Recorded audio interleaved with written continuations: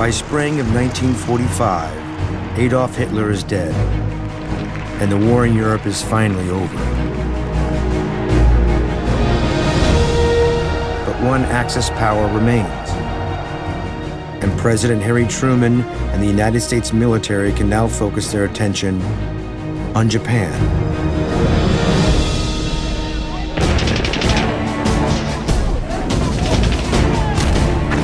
For 3 years, the United States has engaged in a devastating fight with the Japanese military. But even after the fall of their last remaining allies, Japan still refuses to surrender. And as they grow increasingly desperate, they begin bombarding the Allies with devastating kamikaze attacks.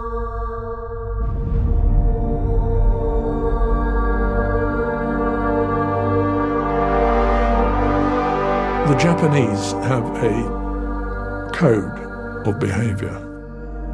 One of those parts is that no surrender. The Japanese were so determined to fight on at all costs.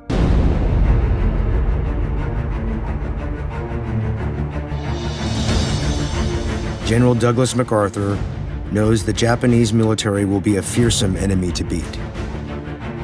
He's convinced that the only way to defeat the last Axis power is with what could be the largest military operation in history, an assault that would dwarf even the size of D-Day, a daring amphibious invasion of the Japanese mainland. The United States could lose as many as 100,000 men. The casualties could be over 1 million. But MacArthur believes this is the proper thing to do, even though it would be costly. But MacArthur is not the only one with plans for a conquest of Japan.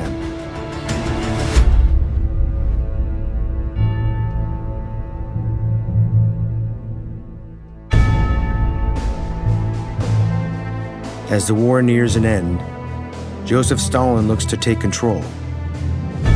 In July of 1945, Stalin begins mobilizing his troops into China. He's not about to let the United States have Japan for themselves, and he believes if he can beat America to the punch, his power on the world stage will be unmatched.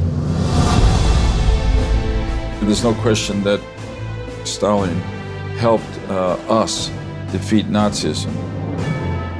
But it's also true that Stalin had his eye on the post-war world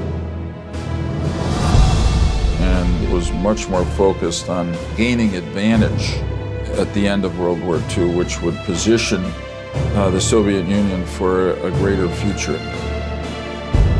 With Stalin on his own quest for global domination, Great Britain and the United States will need to act fast.